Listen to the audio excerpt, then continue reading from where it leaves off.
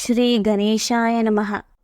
యం హి న వ్యథయంత్యేతే పురుషం పురుషర్షభ సమదుఃఖసుఖం ధీరం సోమృతత్వాయ కల్పతే. భావం: ఏ వ్యక్తిని అయితే బయట ప్రపంచంలో ఉన్న ఆకర్షణలు, వాటి వలన కలిగే సుఖదుఖములు ఎటువంటి బాధను కలిగించవో, ఎవరైతే సుఖము దుఃఖము పట్ల సమభావము కలిగి ఉంటాడో అటువంటి ధీరుడికి అమృతత్వము లభిస్తుంది. బయట ప్రపంచంలో లభించే విషయముల వలన, రకరకాలుగా మోహింపజేసే వివిధములైన వస్తువుల వలన అవి కావాలి, వాటిని అనుభవించాలి అనే కోరికలు పుడతాయి.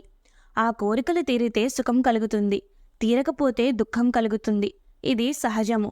ధీరుడు అంటే బలము పరాక్రమము కలవాడు అనే కాదు, ప్రాపంచిక విషయములకు, విషయ సుఖాలకు, కామకోరికలకు చలించనివాడు, వాటివైపు ఆకర్షింపబడనివాడు, ప్రాపంచిక విషయముల వెంట పరిగెత్తనివాడు, వాడే నిజమైన ధీరుడు. అటువంటి వాడికి కోరిక తీరినందువలన సుఖము లేదు, కోరిక తీరనందువలన దుఃఖము కూడా లేదు. సుఖదుఖములను సమానంగా చూడగలడు. సుఖదుఖములు మనోవికారములు అని, అవి ఒకదాని వెంట ఒకటి వస్తూ పోతూ ఉంటాయని, వాటి కోసం పొంగిపోవడం కుంగిపోవడం అవివేకమని తెలిసినవాడు.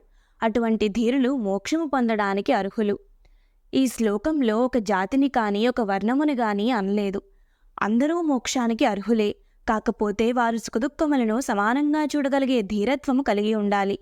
ప్రకృతి లక్షణాలకు అనుగుణంగా తనను తాను మార్చుకోగలిగిన ధీరత్వము కలిగి ఉండాలి. దేనికి భయపడకూడదు, బాధపడకూడదు. సుఖము వచ్చినా దుఃఖము వచ్చినా సమంగా అనుభవించగలిగిన ఓర్పు నేర్పు కలిగి ఉండాలి. అటువంటి వాడు మోక్షమునకు అర్హుడు. ఈ శ్లోకంలో అమృతత్వము అనే పదం వాడారు. అమృతము అంటే మృతము లేనిది, చావు లేనిది, అంతము లేనిది, నాశనము లేనిది, మార్పు చెందనిది అని అర్థము. శరీరానికి పై చెప్పిన లక్షణాలు అన్నీ ఉంటాయి. కాబట్టి సుఖదుఖాలు సమానంగా భావించే ధీరుడికి శరీరం ధరించే అవసరం ఉండదు. అంటే ఈ జననమరణ చక్రం నుండి విముక్తి పొందుతాడు, పరమాత్మలో లీనమవుతాడు. అదే మోక్షము. సర్వే జనాః సుఖినో భవంతు. నమస్కారం.